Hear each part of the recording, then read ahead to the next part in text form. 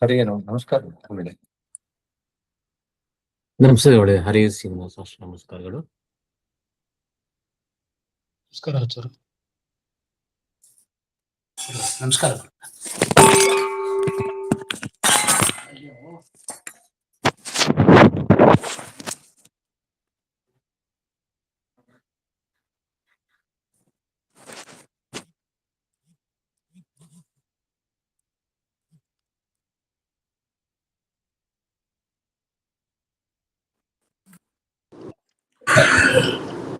ಸ್ತುಮತಿಭಿರನುಮೇಜಂ ಶುಭ್ರಕಾಜಂ ಸಖಾಜಂ ಸುಖಮಜಮನಪಾಜಂ ಮುಕ್ತಿಪಾಜಂ ವಿಮಾಜಂ ನೃಹಜಮಹಮಮೇಜಂ ಝೇಜಮಾಮ್ನಾಜಗೇಜಂ ಸದಜಮಸದಜೇಜಂ ಶ್ರೀಸಹಾಜಂ ಭಜೇಜಂ ತಪಸ್ವಾಧ್ಯಾಯ ಶುಶ್ರೂಷಾ ಕೃಷ್ಣಪೂಜಾರತಂ ಮುನಿಂ ವಿಶ್ವೇಶಮಿಷ್ಟದಂ ವಂದೇ ಪರಿಮ್ರಾಟ್ ಚಕ್ರವರ್ತಿನಂ. ಶ್ರೀ ಗುರುಭ್ಯೋ ನಮಃ. ಹರಿ ಓಂ. ಶ್ರೀಜಃಪತ್ಯೇ ನಿತ್ಯ ಗಣಿತ ಗುಣಮಾಣಿಕ್ಯ ವಿಶದ ಪ್ರಭಾ ಜಾಲೋಲ್ಲಾಸೋಪಹತ ಸಕಲಾವದ್ಯತಮಸೆ ಜಗಜ್ಜನ್ಮಸ್ಥೇಮ ಪ್ರಳಯ ರಚನಾಶೀಲ ವಪುಷೆ ನಮೋ ಶೇಷಾಂ ನಾಜ ಸ್ಮೃತಿ ಹೃದಯ ದೀಪ್ತಾಜ ಹರಜೆ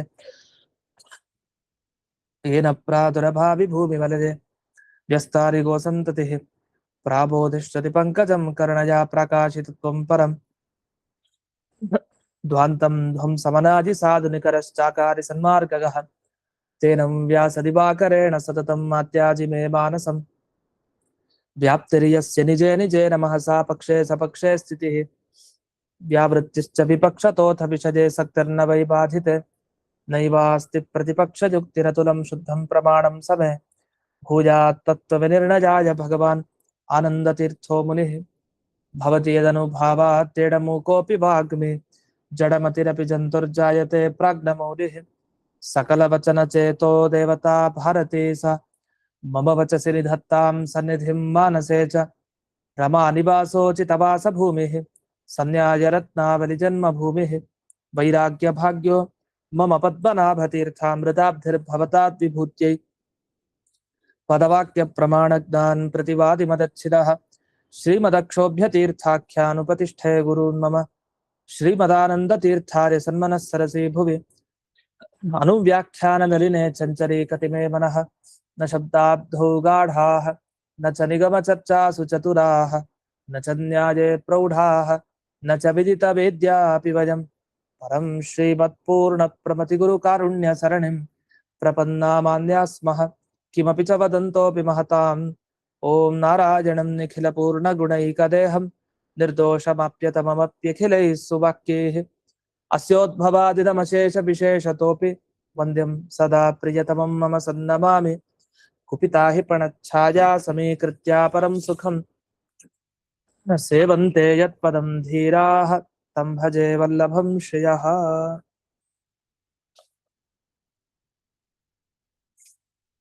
ಈಗ 217ನೇ ಸುಧಾಮೂರ್ಧದಲ್ಲಿ ಹೇಳ್ತಾ ಇದ್ದೆ, ಅದರಲ್ಲಿ ಶೇಷವಾಕ್ಯಾದ ಚಂದ್ರಿಕಾ ಕೊನೆ ವಿಷಯಗಳು. ಯದ್ವಾ ಕೊನೆ 4 ಲೈನ್ ಹೇಳ್ತಾ ಇದ್ದೀನಿ, ಇದರಲ್ಲಿ ಮುಂಚಿದ್ದೆಲ್ಲ ಆಗಿದೆ. ಯದ್ವಾ ನಿರವಯವ ಇತ್ಯತ್ರ ವಿಶೇಷಣೀಯಂ ಇತಿ ಅತ್ರ ವಿಶೇಷಣೀಯಂ ಅಥೋ ನ ಪಟರೂಪ ಪ್ರದೇಶಿನಃ ನಿವೃತ್ತಾವಪಿ ಪ್ರದೇಶಾನಾಂ ಅವಸ್ಥಾನ ದರ್ಶನ ತತ್ರ ವ್ಯಭಿಚಾರಃ. ಅಂದ್ರೆ ಈಗ ಪ್ರದೇಶಿ ಹೋದ್ಮೇಲೆ ಪ್ರದೇಶ ಹೇಗಿರ್ಲಿಕ್ಕೆ ಸಾಧ್ಯ ಅಂತ ಒಂದು ಪ್ರಶ್ನೆ. ಅಂದ್ರೆ ಈಗ ನಮ್ ದೇಹದಲ್ಲಿ ಎಷ್ಟು ಭಾಗ ಇದೆ, ಪ್ರದೇಶಗಳಿದೆ, ಕೈ ಕಾಲು ಮೂಗು ಎಲ್ಲ ಎಷ್ಟೊಂದಿದೆ. ಈಗ ದೇಹನೇ ಹೋದ್ಮೇಲೆ ಕೈ ಕಾಲೆಲ್ಲ ಇರುತ್ತಾ? ಇರಲ್ಲ. ಪ್ರದೇಶಿ ಹೋದ್ಮೇಲೆ, ಪ್ರದೇಶಿ ಸುಟ್ಟೋಯ್ತು ಅಂದ್ರೆ, ದೇಹವೇ ಸುಟ್ಟೋಯ್ತು ಅಂದ್ರೆ ಪ್ರದೇಶ ಅದರಲ್ಲಿರೋ ಕೈ ಕಾಲು ಅದೆಲ್ಲ ಹೇಗಿರ್ಲಿಕ್ಕೆ ಆಗುತ್ತೆ? ಇದು ಎಲ್ರೂ ಒಪ್ಪೋದು. ಹಾಗೆ ಈಗ ಅವಿದ್ಯೆ ಅದ್ವೈತ ಸಾಕ್ಷಾತ್ಕಾರ ಆದ ವ್ಯಕ್ತಿಗೆ ಅವಿದ್ಯೆ ಹೋಗುತ್ತೆ ಅಂದ್ರೆ ಅವಿದ್ಯೆಯ ತುಂಡು ತುಂಡು ಅದರ ಭಾಗಗಳು ಹೋಗ್ಬೇಕು ಅಂತಾನೆ ಅರ್ಥ. ಇಲ್ಲ ದೇಹ ಎಲ್ಲ ಸುಟ್ಟೋಯ್ತು ಆದ್ರೆ ಕೈಕಾಲೆಲ್ಲ ಉಳ್ಕೊಂಡಿದೆ ಅಂದ್ರೆ ಇದಕ್ಕೆ ಅರ್ಥ ಇದೆ. ದೇಹ ಪೂರ್ತಿ ಹೋದ್ಮೇಲೆ ಕೈಕಾಲು ಹೋಗಿರತ್ತೆ ಅಂತಾನೆ ಅರ್ಥ, ಅವಯವಗಳು ಉಳಿಯಲ್ಲ ಅಂತಾನೆ ಅರ್ಥ, ಪ್ರದೇಶನೂ ಇರಲ್ಲ. ಹಾಗಾದ್ರೆ ಪ್ರದೇಶಿ ಹೋದ್ರೆ, ಇಡೀ ಪ್ರದೇಶ ಉಳ್ಳಂತಹ ಒಂದು ದೇಹ ಹೋದ್ರೆ ಪ್ರದೇಶಗಳು ಹೋಗ್ಬೇಕು. ಲೋಕದಲ್ಲಿ ಸಿದ್ಧ, ನಮಗೆಲ್ಲ ಗೊತ್ತಿರೋ ವಿಷಯ. ಅದೇ ತರ ಇಲ್ಲಿ ಅವಿದ್ಯೆ ಹೋಯ್ತು ಅಂತಾದ್ರೆ ಆ ಅವಿದ್ಯೆಯ ಪ್ರದೇಶ ಏನೇನಿದೆ ಅದು ಎಲ್ಲ ಹೋಗ್ಬೇಕು. ಅದು ಸ್ವಲ್ಪ ಉಳಿತು ಅಂತ ಹೇಳ್ಬಾರ್ದು. ಹಾಗಾದ್ರೆ ಏನಾಯ್ತು? ಜೀವನ್ಮುಕ್ತಿ ಅವಸ್ಥೆ ನಿಮ್ಗೆ ಇರಲ್ಲ ಅಂತ ಆಯ್ತು ನಿಮ್ಮ ಸಿದ್ಧಾಂತದಲ್ಲಿ. ಯಾಕೆ? ಜೀವನ್ಮುಕ್ತರು ಅಂತಿರ್ಬೇಕು ಅಂತಂದ್ರೆ ಅವಿದ್ಯೆ ಇರ್ಬೇಕು ಸ್ವಲ್ಪ. ಆದ್ರೆ ಯಾವಾಗ ಅವ್ರಿಗೆ ಅದ್ವೈತ ಸಾಕ್ಷಾತ್ಕಾರ ಆಯ್ತು, ಅದ್ವೈತ ಸಾಕ್ಷಾತ್ಕಾರ ಆದ ಕೂಡಲೇ ಅವಿದ್ಯೆ ಚೂರು ಉಳಿಯಲ್ಲ. ಆದ್ರಿಂದ ಹೇಗ್ ಜೀವನ್ಮುಕ್ತರಾಗಿರ್ತಾರೆ? ಆ ಪ್ರಶ್ನೆ ಇದ್ದೇ ಇದೆ. ಅದಕ್ಕೆ ನಿರವಯವ ಅಂತ ಸೇರಿಸ್ಕೊಳ್ಬೇಕಂತೆ. ಈಗ ಅವಯವ ಇಲ್ದೇ ಇರೋಂತಹ ಕೆಲವುದಿರತ್ತೆ ವಸ್ತುಗಳು. ಈಗ ಆಕಾಶ, ಅದಕ್ಕೆ ಅವಯವ ಇಲ್ಲ ಅಂತ ಹೇಳ್ತಾರೆ. ಅದು ಹೋದ್ರೆ ಆ ಪ್ರದೇಶ ಹೋಗುತ್ತಾ? ಅವಯವನೇ ಇಲ್ವಲ್ಲ ಅದಕ್ಕೆ ಅಂತ. ಅದಕ್ಕೇನ್ ಹೇಳ್ತಾರೆ ಅಂದ್ರೆ, ಪಟ ಹೋಯ್ತು ಅಂತ ಆದ್ರೂ ಏನ್ ಕಾಣತ್ತೆ? ಅದರ ಭಾಗಗಳು ಕಾಣತ್ತೆ. ಹೇಗ್ ಸಾಧ್ಯ ಇದು? ಈಗ ನಿಮ್ ಪ್ರಕಾರ ಬಟ್ಟೆ ನಾಶ ಆಗಿದೆ, ಬಟ್ಟೆಗೆ ಬೆಂಕಿ ಬಿತ್ತು, ಆದ್ರೆ ದಾರ ಎಲ್ಲ ಕಾಣಲ್ವಾ? ಒಂದಿಷ್ಟು ಭಾಗ ತುಂಡು ಬೀಳಲ್ವಾ? ಬಟ್ಟೆ ಬೀಳತ್ತೆ. ಪ್ರದೇಶಿ ಹೋದು ಪ್ರದೇಶ ಕಾಣತ್ತಲ್ಲ.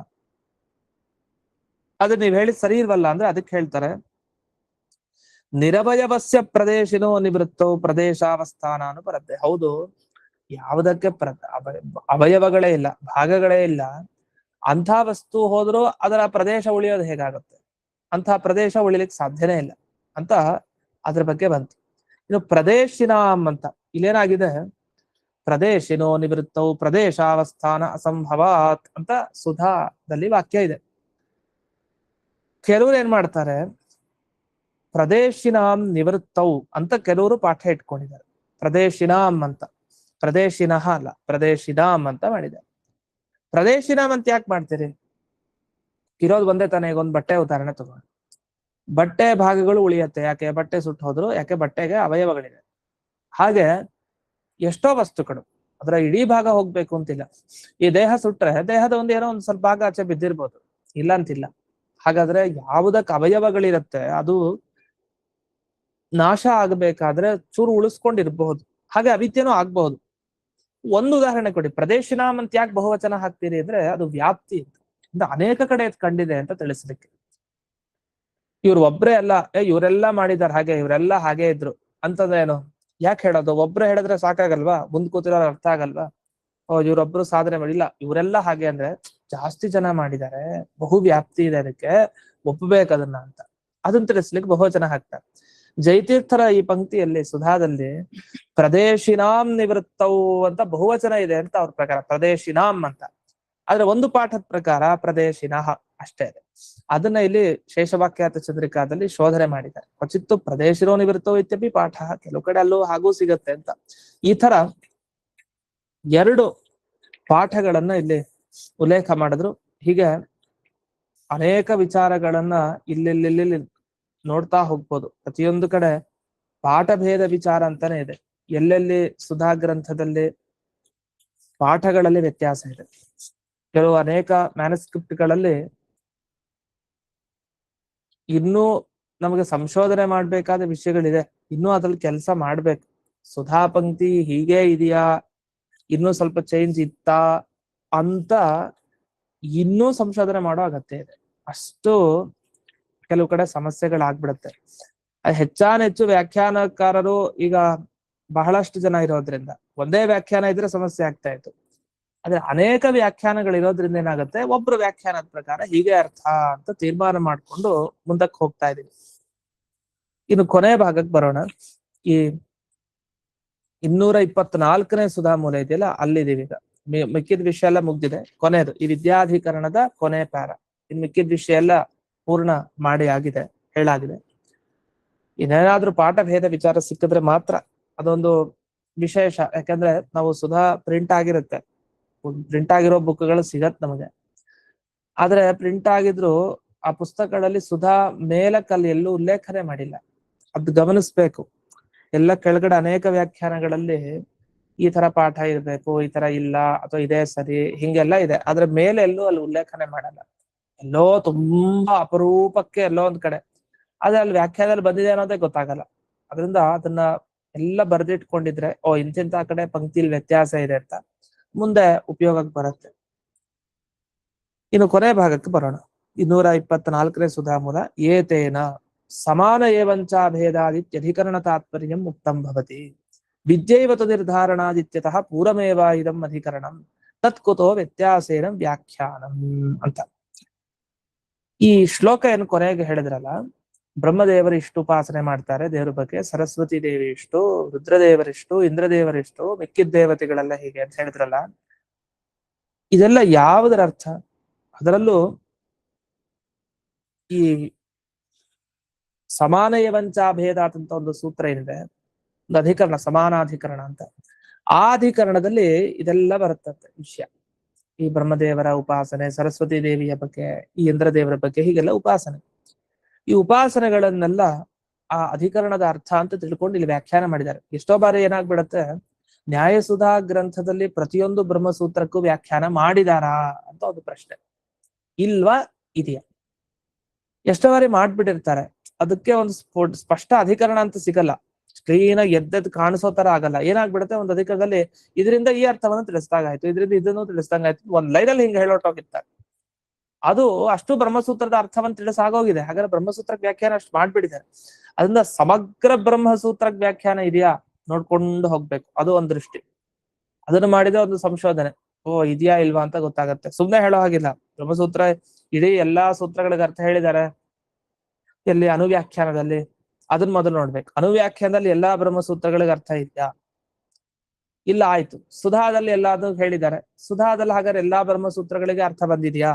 ಅದ್ರ ತಾತ್ಪರ್ಯ ಏನೋ ಒಂದು ಅದ್ರ ವಿಷಯ ಟಚ್ ಮಾಡಿ ಹೋಗಿದಾರ, ಸ್ಪರ್ಶ ಮಾಡಿ ಹೋಗಿದಾರ ವಿಷಯವನ್ನ, ಇಲ್ಲ ಹಾಗೆ ಮುಂದಕ್ಕೆ ಹೋಗಿದೆಯಾ? ಇದನ್ನ ಒಂದು ಲಿಸ್ಟ್ ಮಾಡೋದಕ್ಕೆ ದೊಡ್ಡ ಸಾಹಸದ ಕೆಲಸ. ಯಾಕಂದ್ರೆ ಎಲ್ಲ ಮಿಸ್ ಆಗ್ಬಿಟ್ಟಿರತ್ತೆ ಕೆಲಸದಲ್ಲಿ, ಕಣ್ ತಪ್ಪಿ. ನೋಡಿ ನೋಡಿ ನೋಡಿ ಬರ್ಕೊಡ್ಬೇಕು. ಈಗ ನೋಡಿ, ಸಮಾನ ಏವಂಚಾಭೇದಾದಂತ ಒಂದು ಅಧಿಕರಣ ಬರುತ್ತೆ. ಅಧಿಕರಣದ ತಾತ್ಪರ್ಯವನ್ನು ಈ ಶ್ಲೋಕದಲ್ಲಿ ಹೇಳಿದ್ದಾರೆ ಅಂತ ಅಂದ್ಬಿಟ್ಟು ಒಂದೇ ಮಾತಲ್ಲಿ ಮುಗಿಸ್ಬಿಟ್ಟು, ಇದೇನಾದ್ರು ಕಣ್ಣಿಗೆ ಬೀಳ್ದೆ ಇದ್ರೆ, ಈ ವಾಕ್ಯ ಹಂಗೆ ಓದ್ದೇನೆ ಮುಂದಕ್ಕೆ ಹೊಟ್ಟೋಗಿದ್ರೆ, ಇದು ಈ ಅಧಿಕರಣಕ್ಕೆ ಅರ್ಥನೇ ಬರ್ದಿಲ್ಲ, ಇಲ್ಲಿ ಬಂದಿಲ್ಲ ಅಂತ ಅನ್ಕೊಂಡ್ಬಿಡ್ತೀವಿ. ಆದ್ರೆ ಹಾಗಿಲ್ಲ. ಇದಾದ್ಮೇಲೆ ಒಂದು ಪ್ರಶ್ನೆ ಮಾಡ್ಕೊಂತಾರೆ, ಮುಂದೆ ಹೋಗೋಣ. ವಿದ್ಯೈವತು ನಿರ್ಧಾರಣ ಅಂತ ಇದೆ, ಅಂದ್ರೆ ವಿದ್ಯಾಧಿಕರಣ. ವಿದ್ಯಾಧಿಕರಣ ಇತ್ಯತಃ ಪೂರ್ವಮೇವ ಇದಂ ಅಧಿಕರಣಂ. ಅಂದ್ರೆ ಸಮಾನಾಧಿಕರಣ ಏನಿದೆಯಲ್ಲ, ಈ ಸಮಾನಾಧಿಕರಣ ವಸ್ತುತಃ ವಿದ್ಯಾಧಿಕರಣಕ್ಕಿಂತ ಹಿಂದೆನೆ ಬಂದ್ಬಿಟ್ಟಿದೆ. ಹಾಗಾದ್ರೆ ವಿದ್ಯಾಧಿಕರಣಕ್ಕಿಂತ ಹಿಂದೆ ಇದ್ದ ಮೇಲೆ ನೀವು ಯಾಕೆ ವಿದ್ಯಾಧಿಕರಣವನ್ನ ಮೊದಲು ಹೇಳಿ ಆಮೇಲೆ ಸಮಾನಾಧಿಕರಣದ ಬಗ್ಗೆ ಹೇಳ್ತಾ ಇದೀರಿ ಅಂತ ಒಂದು ಪ್ರಶ್ನೆ. ಆದ್ರಿಂದ ವಿದ್ಯಾಧಿಕರಣ ತಾತ್ಪರ್ಯವನ್ನ ಮೊದಲು ಹೇಳಿದ್ದು ತಪ್ಪು. ಯಾವತ್ತು 10 ಚಾಪ್ಟರ್ ಇದ್ರೆ 10 ಚಾಪ್ಟರ್ ಮೊದಲು ಹೇಳಿದ್ರೆ, ಮೊನ್ನೆ ಚಾಪ್ಟರ್ ಕೊನೆಗೆ ಹೇಳಿದ್ರೆ ಅದ್ ಸರಿನಾ? ಬೇಡ, 10ನೇದು 9ನೇದಲ್ಲೇ ವ್ಯತ್ಯಾಸ ಮಾಡಿದ್ರು. ಮೊದಲು 10 ಹೇಳಿದ್ರು, ಆಮೇಲೆ 9 ಹೇಳಿದ್ರು. ಅಥವಾ 2ನೇದನ್ನ ಮೊದಲು ಹೇಳಿ 1ನೇದನ್ನ ಆಮೇಲೆ ಹೇಳಿದ್ರು. ಈ ತರ ಒಂದು ವ್ಯತ್ಯಾಸ ಮಾಡಿ ಹೇಳ್ಬೇಕು ಅಂದ್ರೆ ಅದಕ್ಕೆ ಏನಾದ್ರು ಒಂದು ಕಾರಣ ಕೊಡ್ಬೇಕು. ಇಲ್ಲಾಂದ್ರೆ ವೇದವ್ಯಾಸರು ಕ್ರಮವಾಗಿ ಬರ್ದಿರೋ ಬ್ರಹ್ಮಸೂತ್ರವನ್ನ ನೀವು ಮನಸ್ಸು ಬಂದ ಹಾಗೆ ಚೇಂಜ್ ಮಾಡಿ, ಮೊದಲು ಅದಕ್ಕೆ ಅರ್ಥ ಬರ್ದೆ ಆಮೇಲೆ ಇದಕ್ಕೆ ಅರ್ಥ ಬರ್ದೆ, ಅದ್ ಮಾಡೋ ಹಾಗಿಲ್ಲ. ಮತ್ ಹೇಗಿದು ಅಂತ ಪ್ರಶ್ನೆ. ಯಾಕಂದ್ರೆ ವಿದ್ಯಾಧಿಕರಣದ ಅರ್ಥ ಮೊದಲು ಹೇಳ ಆಗೋಗಿದೆ. ಈಗ ಏನ್ ವಿದ್ಯಾಧಿಕರಣದಲ್ಲಿ ವಿಷಯ ಬರುತ್ತೆ, ಆ ಸೂತ್ರಕ್ಕೆ ಏನ್ ಅರ್ಥ, ಬ್ರಹ್ಮಜ್ಞಾನಿಗಳು ಹೇಗ್ ಭೂಲೋಕದಲ್ಲಿ ಇರ್ತಾರೆ, ಧರ್ಮೋಪದೇಶ ಅವ್ರಿಗೆ ಹೇಗ್ ಕೊಡ್ಲಿಕ್ಕೆ ಸಾಧ್ಯ ಆಗತ್ತೆ, ಅವ್ರ ಅಪರೋಕ್ಷ ಜ್ಞಾನಿಗಳ, ಅವ್ರ ಬ್ರಹ್ಮಜ್ಞಾನಿಗಳ ಅಂತೆಲ್ಲ ವಿಷಯ ಬಂತು. ಆಮೇಲೆ ಈ ಸಮಾನಾಧಿಕರಣದಲ್ಲಿ ಯಾವ್ಯಾವ ದೇವತೆ ಏನೇನು ಉಪಾಸನೆ ಮಾಡ್ತಾರೆ ಅಂತ ಹೇಳಿದ್ದಾರೆ. ತಪ್ಪಲ್ವಾ? ಯಾಕೆ ವ್ಯತ್ಯಾಸ ಮಾಡಿ ವ್ಯಾಖ್ಯಾನ ಮಾಡಿದ್ರಿ? ಮೊದಲು ಆ ಸೂತ್ರಕ್ಕೆ ಅರ್ಥ ಹೇಳ್ಬೇಕಾಗಿತ್ತು. ಸಮಾನ ಏವಂಚಾಭೇದಾತ್ ಅಂತ ಏನ್ ಹೇಳತ್ತ ಆ ಸೂತ್ರ, ಆ ಅಧಿಕರಣದಲ್ಲಿ ಏನ್ ವಿಷಯವಿದೆ ಅದನ್ನ ಅನುವ್ಯಾಖ್ಯಾನದಲ್ಲಿ ಹಾಗೆ ಹೇಳ್ಬೇಕಿತ್ತು. ಆಚಾರ್ಯರು ಹಾಗೆ ಮಾಡ್ಲಿಲ್ಲ. ಮೊದಲು ವಿದ್ಯಾಧಿಕರಣದ ಅರ್ಥವನ್ನು ಹೇಳ್ಬಿಟ್ರು ಆಚಾರ್ಯರು, ಆಮೇಲೆ ಅದಕ್ಕೆ ಬಂದ್ರು. ಯಾಕೆ? ಉಚ್ಯತೆ. ಅದಕ್ಕೆ ಉತ್ತರ ಕೊಡ್ತೀವಿ, 1 ನಿಮಿಷ ತಾಳಿ. ಏನು? ಪ್ರಕರಣ ಶುದ್ಧೌ ಪ್ರಮೇಯಂ ಸುಗ್ರಹಂ ಭವತಿ ಇತ್ಯತಃ ಕ್ರಮಭಂಗ. ನಿಜ, ಕ್ರಮಭಂಗ ಮಾಡಿದ್ದಾರೆ. ಅಲ್ಲಿ ಬ್ರಹ್ಮಸೂತ್ರದಲ್ಲಿ ಇದ್ದ ಕ್ರಮವನ್ನೇ ಆಶ್ರಯಿಸಿ ಇಲ್ಲಿ ವ್ಯಾಖ್ಯಾನ ಮಾಡ್ಲಿಲ್ಲ. ಅಲ್ಲಿ ಮೊದಲು ಅಂದ್ರೆ ಇಲ್ಲಿ 3ನೇದಾಗಿರ್ಬೋದು, 3ನೇದು ಮೊದಲು ಆಗಿರ್ಬೋದು, ಇಲ್ಲ ಅಂತಿಲ್ಲ. ಅದು ಪ್ರಕರಣ ಶುದ್ಧಿ ಆಗಬೇಕು ಅಂತ. ಅಂದ್ರೆ ಒಂದೊಂದು ಪ್ರಕರಣ, ಒಂದು 10 ಗಂಟೆ ಉಪನ್ಯಾಸ ಮಾಡಿದ್ರೆ 10 ಗಂಟೆಯಲ್ಲಿ ಒಂದು ವಿಷಯ ಸಿಗತ್ತೆ, ಇನ್ನು 10 ಗಂಟೆ ಇನ್ನೊಂದು ವಿಷಯ, ಆ ವಿಷಯ ಸಿಗತ್ತೆ.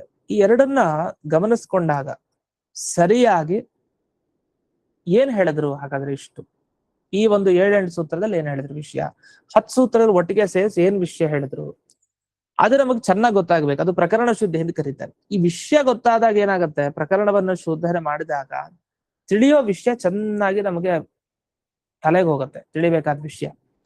ಆದ್ರಿಂದ ಕ್ರಮಭಂಗ ಮಾಡಿದ್ದಾರೆ. ಅಂದ್ರೆ ಶ್ರೋತೃಗಳ ದೃಷ್ಟಿಯಿಂದ ಶ್ರೋತೃಗಳಿಗೆ ಹೀಗೆ ಹೇಳಿದ್ರೆ ಕೇಳೋರ್ಗೆ ಇವ್ರಿಗೆ ಅರ್ಥ ಆಗತ್ತೆ, ಅಂತ ಹೇಳಿ ಆ ತರ ವಿಭಾಗವನ್ನ ಇಲ್ಲಿ ಆಚಾರ್ಯರು ಅನುಸರಿಸಿದ್ದಾರೆ. ವಸ್ತುತಃ ಬೇಕಾಗಿರ್ಲಿಲ್ಲ, ಆದ್ರೆ ಮೊದಲು ವಿದ್ಯಾಧಿಕರಣ ಹೇಳಿ ಆಮೇಲೆ ಸಮಾನಾಧಿಕರಣ ಹೇಳಿದ್ ಯಾಕೆ ಅಂತಂದ್ರೆ, ಕ್ರಮಭಂಗ ಯಾಕೆ ಮಾಡಿತು ಅಂದ್ರೆ ಶ್ರೋತೃಗಳ ಅನುಕೂಲತೆಗಾಗಿ, ಪ್ರಮೇಯ ಅರ್ಥ ಆಗ್ಬೇಕು.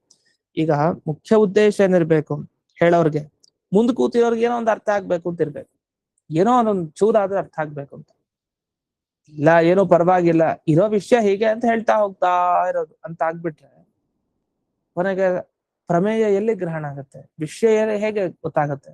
ವಿಷಯ ಗೊತ್ತಾಗಲಿಕ್ಕೆ ಪ್ರಕರಣ ಶೋಧನೆ ಮಾಡ್ಬೇಕು. ಅದನ್ನ ಎಲ್ಲಿ ಮಾಡಿದ್ದಾರೆ ಮಧ್ವಾಚಾರ್ಯರು ಅಂತ ಜಯತೀರ್ಥರ ಉತ್ತರ. ತಥಾಹಿ ಅದು ಹೇಗೆ ಅಂತ ತೋರಿಸ್ಕೊಡ್ತಾರೆ ನೋಡಿ. ಶ್ರೋತೃ ವೃಂದಕ್ಕೆ ಯಾರು ಈ ಅಧಿಕಾರಿಗಳಾಗಿರ್ತಾರೆ, ಈ ಗ್ರಂಥಕ್ಕೆ ಓದೋರು ಯಾರಿರ್ತಾರೆ, ಅವ್ರಿಗೆ ಧ್ಯಾನ ಮಾಡ್ಬೇಕು ಅಂತಾನೆ ಹೇಗೆ ಗೊತ್ತಿಲ್ಲ ಅಂತ ಇಟ್ಕೊಳ್ಳಿ. ಉಪಾಸನ ಅಂದ್ರೆ ಏನು ಗೊತ್ತಿಲ್ಲ. ಹಾಗಾದ್ರೆ ಅವ್ರಿಗೆ ಏನ್ ಮಾಡ್ಬೇಕು, ಉಪಾಸನೆ ಅಂದ್ರೆ ಏನು ಅಂತ ಮೊದಲು ತಿಳಿಸ್ಕೊಡ್ಬೇಕು. ಅದಾದ್ಮೇಲೆ ಉಪಾಸನೆಯನ್ನ ಮಾಡ್ಲೇಬೇಕು ಅಂತ ತಿಳಿಸ್ಕೊಡ್ಬೇಕು. ಅದಾದ್ಮೇಲೆ ಏನ್ ತಿಳಿಸ್ಕೊಡ್ಬೇಕು, ಉಪಾಸನೆಯನ್ನ ಯಾವ ತರ ಮಾಡ್ಬೇಕು, ಯಾರಿಗೆ ಯೋಗ್ಯತೆ ಇದೆಯೋ ಅಂಥವ್ರು ಮಾಡ್ಬೇಕು, ಬೇರೆಯವರಲ್ಲ ಅಂತೆಲ್ಲ ಆಮೇಲೇನು ವಿಚಾರ. ಹಾಗಾದೇನಾಯ್ತು, ಮೊದಲು ಉಪಾಸನೆಯ ಬಗ್ಗೆ ಸ್ವರೂಪ ತೀರ್ಮಾನ ಮಾಡ್ಲಿಕ್ಕೆ ಸೋಪಾಸನ ವಿವಿಧ ಶಾಸ್ತ್ರಾಭ್ಯಾಸ ಸ್ವರೂಪಿಣಿ ಧ್ಯಾನ ರೂಪ ಪರಾಚೈವ ತದಂಗಂ ಧಾರಣಾಧಿಕಂ ಅಂತ ಹಿಂದೆ ಬಂತು ಅನುವ್ಯಾಖ್ಯಾನದಲ್ಲಿ. ಉಪಾಸನಾ ವಿವಿಧ, ಉಪಾಸನೆ ಮಾಡ್ತೀವಿ ನಾವು, ಆ ದೇವರ ಉಪಾಸನೆ, ಈ ದೇವರ ಉಪಾಸನೆ. ಆ ಉಪಾಸನೆ ಏನರ್ಥ? ಉಪಾಸನೆ ಅಂತಂದ್ರೆ ಶಾಸ್ತ್ರಾಭ್ಯಾಸ ಮೊದಲನೇದು ಮುಖ್ಯ, ಆಮೇಲೆ ಧ್ಯಾನ. ಧ್ಯಾನಕ್ಕೂ ಉಪಾಸನೆ ಅಂತ ಹೆಸರು, ಶಾಸ್ತ್ರಾಧ್ಯಯನ ಅಭ್ಯಾಸ ಮಾಡೋದಕ್ಕೂ ಉಪಾಸನೆ ಅಂತ ಹೆಸರು. ಇದಾದ್ಮೇಲೆ ಅದರ ವಿಭಾಗವನ್ನ ಮುಂದಕ್ಕೆ ಮಾಡಿದರೆ ಅದ್ ನಾವು ಹಿಂದೆ ಕೇಳಿದೀವಿ. ಹಾಗಾದ್ರೆ ಮೊದಲು ಉಪಾಸನೆ ಅಂದ್ರೆ ಏನು ಅಂತ ನಿಶ್ಚಯ ಮಾಡ್ಕೊಳ್ಬೇಕು. ಅದನ್ನ ತಿಳಿಸಿದ್ದಾರೆ. ಉಪಾಸನ 2 ತರ ಅಂತೆಲ್ಲ ಆ ಭಾಗ ಬಂದಿದೆ. ಆಮೇಲೆ ಅಥೋ ವಿಷ್ಣುವು ಪರಾಭಕ್ತಿ, ದೇವರಲ್ಲಿ ಈ ಕಾರಣದಿಂದ ಶ್ರೇಷ್ಠವಾದ ಭಕ್ತಿಯನ್ನ ಮಾಡ್ಬೇಕು ಅಂತ ಅಲ್ಲಿ ಸಮರ್ಥನೆ ಮಾಡಿದ್ರು. ಆಮೇಲೆ ಏನು, ಉಪಾಸನೆಯನ್ನ ಹೇಗ್ ಮಾಡ್ಬೇಕು ಅಂದ್ರೆ ಈ ತರ ಯೋಗ್ಯತೆ ಇದ್ದವರು ಹೀಗ್ ಮಾಡ್ಬೇಕು, ಹಾಗೆ ಹೀಗೆ ಅಂತೆಲ್ಲ ಬಂತು. ಈಗ ಬ್ರಹ್ಮದೇವರ ಉಪಾಸನ ಮತ್ತೆ ಸರಸ್ವತಿ ದೇವಿಯ ಉಪಾಸನ ಯಾವಾಗ ಬರ್ಬೇಕು, ಮೊದಲು ಉಪಾಸನೆ ಅಂದ್ರೆ ಏನು ಅಂತ ತಿಳ್ಕೊಂಡ್ರೆ ಆದ್ಮೇಲೆ ಅದನ್ನ ಮಾಡ್ಲೇಬೇಕು ಅಂತ ಆದ್ರೆ ಆವಾಗ ಬ್ರಹ್ಮದೇವರ ಉಪಾಸನೆ ಹೇಗೆ, ಸರಸ್ವತಿ ದೇವಿ ಉಪಾಸನೆ ಹೇಗೆ, ಇದೆಲ್ಲ ಅವಕಾಶ ಇದೆ. ಮೊದಲು ಉಪಾಸನೆ ಬಗ್ಗೆನೇ ಹೇಳಲಿಲ್ಲ ಅಂತ ಆದ್ರೆ, ಅದು ಉಪಾಸನೆಯನ್ನ ಮಾಡ್ಲೇಬೇಕು ಅಂತ ಕರ್ತವ್ಯ ವಿಧಿಯನ್ನೂ ಮಾಡದೇ ಇದ್ರೆ ಆವಾಗ ಇದು ಹೇಗೆ ಉಚಿತ ಆಗ್ಲಿಕ್ಕೆ ಸಾಧ್ಯ? ಅದರಿಂದ ಸಮಾನಾಧಿಕರಣದಲ್ಲಿ ಬಂದ ವಿಷಯವನ್ನ ವಿದ್ಯಾಧಿಕರಣ ಆದ್ಮೇಲೆ ಹೇಳೋದು ಬಹಳ ಉಚಿತ. ಇಲ್ಲ ಅಂದ್ರೆ ಯಾರ್ಯಾರು ಯಾವ ಯಾವ ರೀತಿ ಕ್ರಿಯಾ ಗುಣ ದ್ರವ್ಯ ಇವುಗಳಲ್ಲಿ ಎಷ್ಟೆಷ್ಟು ಮಾಡ್ತಾರೆ ಎಷ್ಟೆಷ್ಟು ಮಾಡಲ್ಲ ಅಂತ ಉಪಾಸನೆ ಬಗ್ಗೆ ಹೇಳೋದು ಸರಿ ಅಲ್ವಲ್ಲ ಅಂತ ಹೇಳಿ ಈ ವಿದ್ಯಾಧಿಕರಣದ ಕೊನೆಯ ಪಂಕ್ತಿ ಅರ್ಥ. ಈ ವ್ಯಾಖ್ಯಾನದಲ್ಲಿ ಬಂದ ವಿಷಯ ಏನಾದಿದ್ರೆ ಅದನ್ನ ನೋಡೋಣ. ಈಗ ಏತೇನ ಸಮಾನ ಅಂತ ಇಲ್ಲಿ ಯಾದುಪತ್ಯದಲ್ಲಿ ಒಂದು ಮಾತು ಬಂತೆ. ನಚ ತತ್ರ ಬ್ರಹ್ಮಾಣಿ ಬ್ರಹ್ಮಣೋರೇವ ವಿಷಮೋಪಾಸನ ಮುಕ್ತಂ ನ ರುದ್ರಾದೇರಪಿ ಇತಿ ವಾಚ್ಯಂ ಉಪಲಕ್ಷಣತೆಯಾದತ್ರ ಬ್ರಹ್ಮಾಣಿ ಶಬ್ದೇನ ರುದ್ರಾದೇರಪಿ ವಿವಕ್ಷಿತತ್ವಾತ್. ಅಲ್ಲ, ಹಿಂದೆ ಸರಸ್ವತಿ ದೇವಿಯ ಬಗ್ಗೆ ಮತ್ತೆ ಬ್ರಹ್ಮದೇವರ ಬಗ್ಗೆ ಹೇಳಿದ್ದಾರೆ ಅಷ್ಟೇ. ಅವ್ರು ಹೇಗೆ ಉಪಾಸನೆ ಮಾಡ್ತಾರೆ, ಅವರಲ್ಲಿ ವ್ಯತ್ಯಾಸ ಏನಿದೆ ಅದು ಬಂತು. ರುದ್ರಾದಿ ದೇವತೆಗಳನ್ನ ಹೇಗೆ ಹೇಳಿದ್ದಾರೆ, ಅಯ್ಯೋ ಬ್ರಹ್ಮಾಣಿ ಅನ್ನೋ ಶಬ್ದದಿಂದ ಅದನ್ನೂ ತಗೊಳ್ಳಿ, ರುದ್ರಾದಿಗಳನ್ನು ಅಲ್ಲಿ ತಗೊಳ್ಳಿ, ದೇವತೆಗಳನ್ನ ಯಾಕೆ ಬಿಡ್ತೀರಿ ಅಂತ. ಇದಾದ್ಮೇಲೆ ಪರಿಮಳದಲ್ಲಿ ಏವಂಚ ಏವಮಪಿ ಈಶಧರ್ಮಾಣಾಂ ಪೂರ್ವತ್ವೇಪಿ ಸಮಾನೇಚ ಯೋಗ್ಯ ವಿಷಯೇವ ಉಪಸಂಹಾರ ಕಾರ್ಯ ನತು ಅಯೋಗ್ಯೇತ್ಯೇವಂ ಸೂತ್ರಾರ್ಥ ಪ್ರತೀತೇರಿತ್ಯ ಭಾವ. ಆ ಸೂತ್ರದ ಅರ್ಥವನ್ನು ಹೇಳ್ಬಿಟ್ಟು ಹೇಗೆ ಆಚಾರ್ಯರ ಶ್ಲೋಕ ಬ್ರಹ್ಮಸೂತ್ರದ ಅರ್ಥವನ್ನು ವಿವರಿಸಿದೆ ಅಂತಂದ್ರೆ, ಏವಮಪಿ ಸಮಾನ ಏವಂಚ ಅಂತ ಇದೆಯಲ್ಲ, ಸಮಾನ ಏವಂಚ ಅಭೇದಾತಂದ್ರೆ ಏವಂಚ ಅಂದ್ರೇನರ್ಥ ಅಂದ್ರೆ ಭಗವಂತನ ಧರ್ಮಗಳು ಅಪೂರ್ವ ಆಗಿದ್ರು ಅಂದ್ರೆ ಎಷ್ಟೆಷ್ಟೋ ಹೊಸ ಧರ್ಮ ಭಗವಂತಂದು, ಎಷ್ಟು ಗುಣ ದೇವರಲ್ಲಿ ಅಷ್ಟೆಲ್ಲ ಇದ್ರು, ಯೋಗ್ಯವಾದ ವಿಷಯದಲ್ಲೇ ಉಪಸಂಹಾರ ಮಾಡ್ಬೇಕು. ಸಮಾನೆ ಚ ಅಂದ್ರೆ ಯೋಗ್ಯವಾದ ವಿಷಯದಲ್ಲೇ ಉಪಸಂಹಾರ ಅಂದ್ರೆ, ಉಪಸಂಹಾರ ಅಂದ್ರೇನು, ನಮ್ಮ ಬುದ್ಧಿಯಲ್ಲಿ ಭಗವಂತನ ಅನೇಕ ಗುಣಗಳನ್ನ ಬುದ್ಧಿಯಲ್ಲಿ ಒಟ್ಟಿಗೆ ಸ್ಥಾಪನೆ ಮಾಡೋದಕ್ಕೆ ಉಪಸಂಹಾರ ಅಂತ ಕರೀತಾರೆ. ಈ ಉಪಸಂಹಾರವನ್ನ ಯಾರು ಮಾಡಬೇಕು, ಹೇಗ್ ಮಾಡ್ಬೇಕು, ಏನಂತ ಮಾಡ್ಬೇಕು, ಇದನ್ನೆಲ್ಲ ತಿಳಿಸ್ತಾ ಬರ್ತಾ ಇದ್ದಾರೆ. ನತು ಅಯೋಗ್ಯ ಅಂತಾರೆ. ಅಯೋಗ್ಯನಾದವನಿಗೆ ಉಪಸಂಹಾರದ ಅಧಿಕಾರ ಇಲ್ಲ.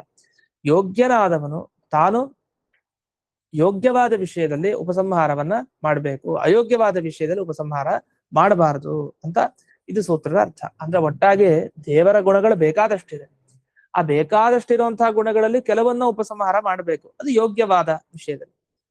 ಇನ್ನು ಸ್ವರೂಪ ಎಲ್ಲ ಹೇಳಿದರೆ ಉಪಾಸನಾ ಸ್ವರೂಪ, ಸೋಪಾಸನಾ ದ್ವಿವಿಧ, ಅಥೋ ವಿಷ್ಣೋಪರ ಭಕ್ತಿ ಅಂತ ಅದನ್ನ ಮಾಡಬೇಕು ಅಂತ ಆ ಉಪಾಸನೆಯ ಅವಶ್ಯ ಕರ್ತವ್ಯತ್ವವನ್ನು ಸೂಚನೆ ಮಾಡಿದ್ದಾರೆ. ಇಲ್ಲಿಗೆ ವಿದ್ಯಾಧಿಕರಣದ ಮುಕ್ತಾಯ ಇದುವರೆಗೆ ಆಯ್ತು. ಇಷ್ಟೊಂದು ದೀರ್ಘವಾದ ಸಮಯ ತಗೊಳ್ತು ಈ ಅಧಿಕರಣ ಮುಗಿಸ್ಲಿಕ್ಕೆ. ಬಹಳ ಅಪೂರ್ವವಾದ ವಿಚಾರಗಳು ಈ ವಿದ್ಯಾಧಿಕರಣದಲ್ಲಿ ಬಂದಿದೆ. ಇನ್ನು ಮುಂದೆ ಯಾವತ್ ಅಧಿಕಾರ ಅಧಿಕರಣಂ ಅಂತ ಹೊಸ ಅಧಿಕರಣ, ಅದರ ವಿಷಯವನ್ನ ನಾಳೆ ದಿವಸ ನೋಡೋಣ ಅಂತ ಹೇಳ್ತಾ ಇಂದಿನ ಪಾಠವನ್ನ ಅಂತರ್ಗತ ಭಾರತೀಯ ರಮಣ ಮುಖ್ಯ ಪ್ರಾಣಾಂತರ್ಗತ ಶ್ರೀಬಂಧು